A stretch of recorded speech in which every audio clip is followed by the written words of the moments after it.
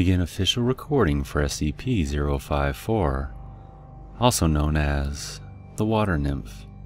Object class is defined as safe. Out of the water, the subject most often appears as a female humanoid with a mean volume of 90 liters, comprised entirely of water. Other forms are possible, most commonly geometric shapes. When it enters a body of water, it becomes indistinguishable from its surroundings. The subject must periodically return to a body of water in order to maintain its volume due to evaporation. Initially found in, it was moved to Site-08 for further study. Subject was initially curious about Foundation personnel and seemed to enjoy interacting with maintenance staff and researchers, and mimicking their forms.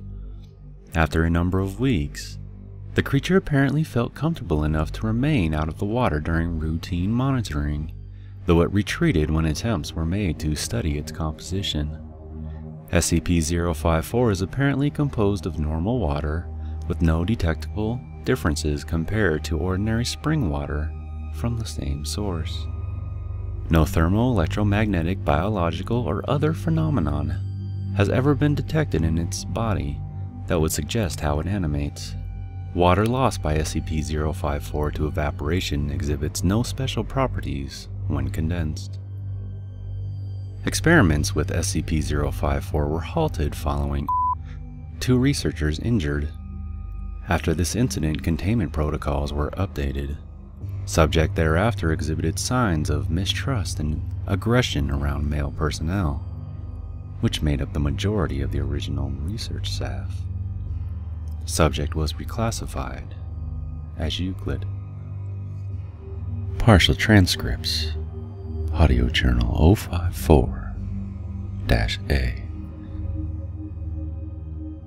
Subject becomes withdrawn and inactive when denied access to water. Its compact shape is theorized to reduce surface area exposed to evaporation. For the first few days, it moved eagerly to greet anyone entering its enclosure, and behaved excitably. Possibly indicates an understanding by the subject that we control its access to water supplies. Subject ceased this behavior yesterday, presumably in recognition that no help was forthcoming.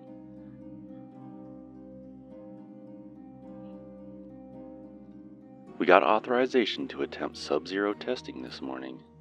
The subject became lethargic as the temperature fell, and froze completely after. Spectroscopy of the ice crystals revealed no abnormalities. Ice chips were collected for study. This is in stark contrast to its behavior in the 95-degree tests, when it became aggressive and attempted to escape its enclosure.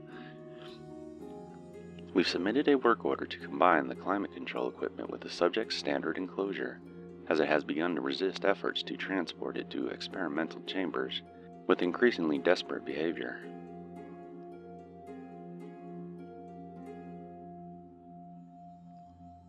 Subject has proven unexpectedly adept at navigating complex mazes and solving puzzles. Dr. Seskel has finally overcome the problem of motivating the subject by the application of electrical shocks and/or silica desiccants. He joked that he should have it trained to fetch in no time, and after observing his methods, I think he might be right. Note: subject to be allowed a 48-hour recuperation period. It seemed to be lagging in its progress at the end of the week's experiments.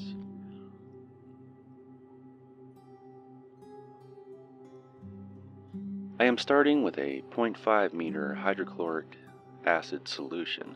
I have no idea what will happen, but if this thing incorporates homeostatic mechanisms, like I suspect, then we should get some insight into how it maintains its forms.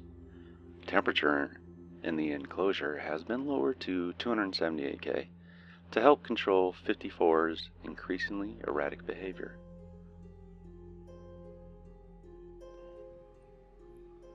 Addendum 054-B. After 5 years with no incidents, subject rating has been downgraded to safe. On recommendation of Dr. Experiments will resume under the auspices of Biology Unit E7. Caution should be exercised when interacting with the subject.